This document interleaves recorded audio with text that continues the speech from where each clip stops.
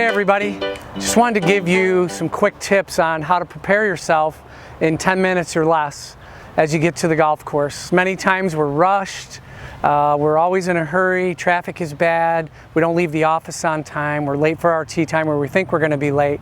But I can't stress enough the importance of getting loose, getting warmed up, amping down, and getting ready to play a round of golf, because it takes different thoughts than driving here or being in the job market. What I would suggest first is grabbing 3 clubs. Just grab a sand wedge, an 8-iron, and your driver. And those are the clubs that we're going to be loosening up with. And the first thing I would do is just do some light stretches. I would take your 8-iron and just hold it out in front of you with your elbows tight. And you can take a leg and you can start to bring your toe in towards your instep of your other foot. And then what you want to do is turn against that hip. What that's going to do is loosen up your hip flexor. Then you can tilt back. That'll actually loosen your oblique. And then when you reach back this way, you'll get some retraction in your shoulder. And you want to maybe be dynamic about it, which means that you want to pump the club or move the club. Try to keep your elbows tight. And then you'd want to repeat it on the other side. Same scenario, same stretches. So then once you're loose a little bit and you're warmed up, make sure you're taking deep breaths while you're stretching, and try to get your breathing down. So then what we'll do is we'll take a club with some bounce, which is a wedge, and we want to make sure that we just loosen up with slow swings. Just try to get your arms to swing, feel heavy arms, heavy chest, heavy hands, heavy breathing. And we want to make sure that we make ground contact, and the reason that we want to hit the ground is because we want to get to impact. So we're setting ourselves up for the day.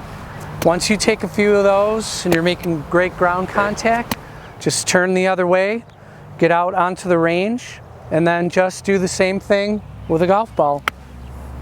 And they don't have to be full speed shots. They can just be in the air.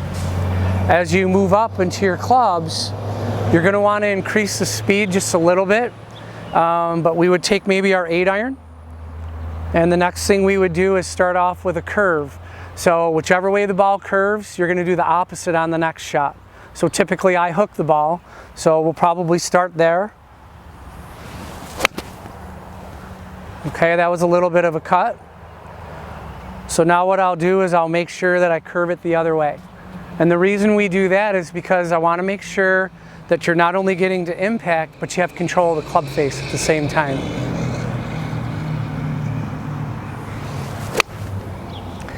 And again, they don't have to be full speed swings. They just want to be real loose, heavy, heavy arms. The last club will be your driver. And we'll say maybe you're going to hit 15 balls total, but your 15th ball will be your driver. That's going to set the stage for your first tee shot. So at many clubs, most clubs, it starts with a par 5 or a par 4. So you're going to have to hit your driver.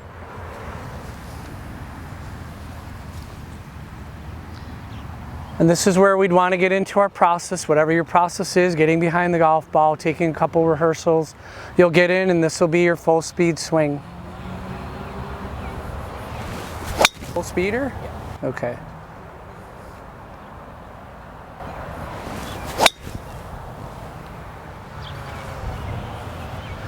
So these tips should help you.